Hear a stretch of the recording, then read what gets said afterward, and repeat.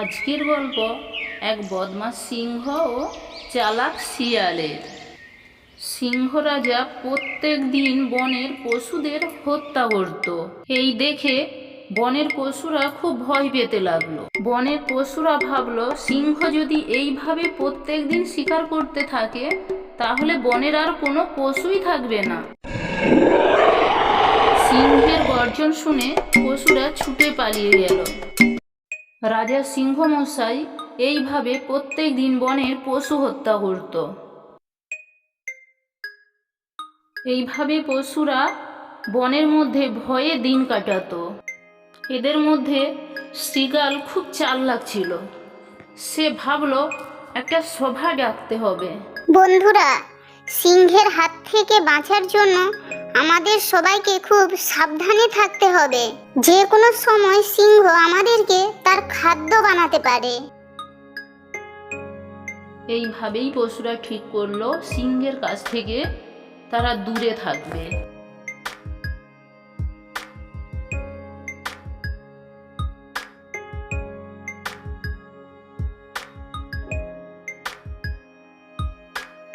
বন্ধুরা, কি খবর বলো তো? বেশ অনেক দিন হয়ে গেল, সিংহের কোনো খবর পাচ্ছি না। পাজি সিংহ আবার কোনো মতলব আঁটছে না তো? আমাদেরকে খুব সাবধানে থাকতে হবে। কোনো রকম ভাবেই সিংহের ফাঁদে পা দেওয়া যাবে না। সিংহের বয়স হয়ে যাওয়ায় সিংহ আর শিকার করতে পারে না।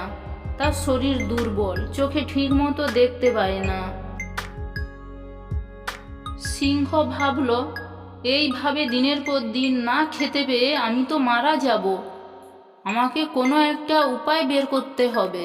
সিংহ ভাবলো, আমার শরীর খারাপের কথা বলে আমি বনের জন্তুদের ডেকে পাঠাবো। ওরা আমায় দেখতে এলে আমি অনায়াসে ওদের মেরে ফেলতে পারবো।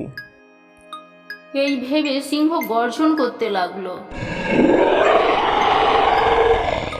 আমি বৃদ্ধ হয়ে গিয়েছি, আমি দুর্বল এবং অসুস্থ।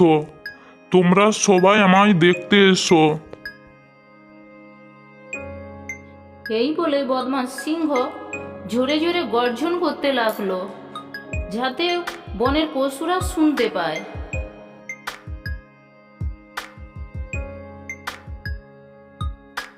বনের পশুদের মধ্যে একটি ছাগল ছিল খুব সাহসী। ছাগলটি বলল,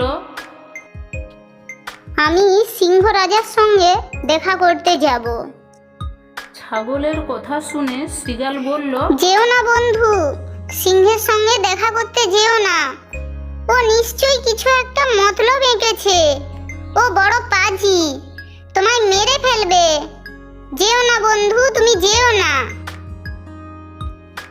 আমার কিচ্ছু হবে না।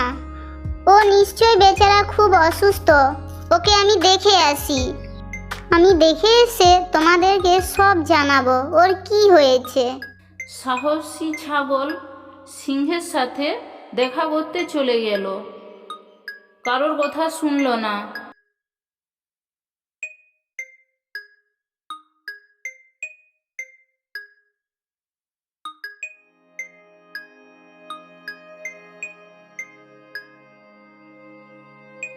রাজামশাই, রাজামশাই, আপনার কি হয়েছে? বাহ বাহ, লিটল গোট, তুমি আমায় দেখতে এসেছো? বাহ বাহ, আমি খুব খুশি হয়েছি। দূরে দাঁড়িয়ে কেন? তুমি আমার কাছে এসো, একটু এগিয়ে এসো। আমি ঠিক মতো চোখে দেখতেও পাই না, আমার শরীর খুব দুর্বল। এসো এসো, আমার কাছে এসো বন্ধু, আমার কাছে এসো। ছোট্ট ছাগল সিংহের কাছে যেই না এগিয়ে গেল, পাজি সিংহ ছোট্ট ছাগলটির ঘাড় মটকে দিল। ছোট্ট ছাগলটি তৎক্ষণাৎ মারা গেল।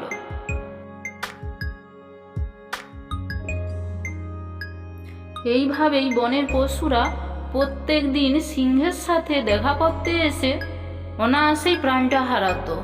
খাদ্যের জন্য সিংহকে আর কষ্ট করতে হতো না। আনন্দে তার দিন কাটত।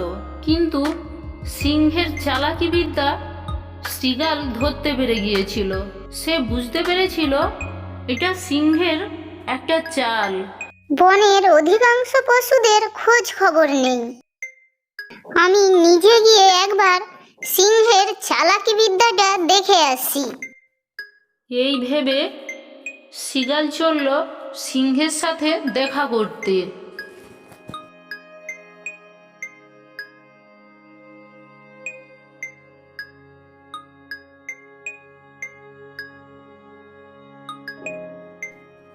কি রাজামশাই, কেমন আছেন?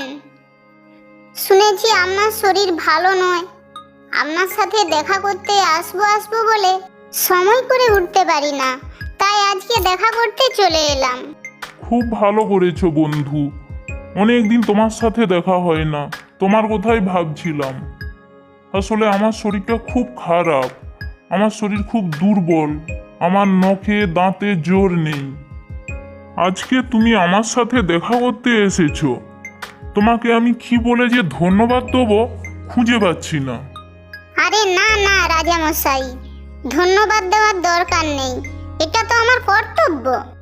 ঠিক আছে বন্ধু, তুমি এবার আমার কাছে একটু এগিয়ে এসো তো, আমি ঠিক মতো চোখে তোমাকে দেখতে পাচ্ছি না। ওরে পাজি সিংহ, আমি কি তোর চালাকি বুঝতে পারি না তুই ভেবেছিস? আমি তোর চালাকিটা দেখতে এসেছিলাম, কিভাবে তুই বনের সব পশুদের মেরেছিস। আমাদেরকে তুই আর তোর ফাঁদে ফেলতে পারবি না, তোর দিন শেষ হয়ে গিয়েছে পাজি সিংহ। শিয়ালের কথা শুনে সিংহ রেগে গর্জন করতে লাগলো। বুদ্ধিমান শিয়াল সিংহের গর্জন শুনে ছুটে পালিয়ে গেল। দাঁড়াও, চলে যেও না, দাঁড়াও।